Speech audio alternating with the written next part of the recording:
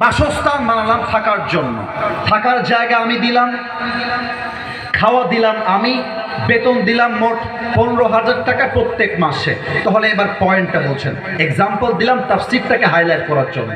আমি খাওয়াচ্ছি, বেতন দিচ্ছি আমি, আবার থাকার জায়গা দিয়েছি আমি, যদিও বা মূল মাধ্যম আল্লাহ তাআলা, বাট ওয়াসিলা হলাম আমি।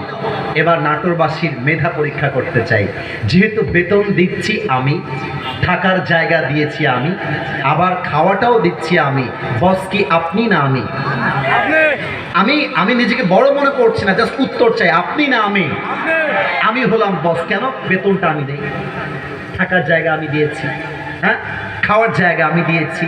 আল্লাহ বলছে বান্দা তোর চোখ আমি দিয়েছি, তোর নাক আমি দিয়েছি, তোর কান আমি দিয়েছি, তোর হাত এটা আমি দিয়েছি, তোর জবান আমি দিয়েছি, তোর কলিজা আমি দিয়েছি, মা দিয়েছি, বাপ দিয়েছি, গাড়ি দিয়েছি, বাড়ি দিয়েছি, সম্মান দিয়েছি, রিজিক দিয়েছি আমি। অতএব তোর রব কোনো মূর্তি নয়, তোর মাথা কোনো মাজারের সামনে নয়, তোর মাথা ঝুঁকবে একমাত্র আল্লাহর সামনে।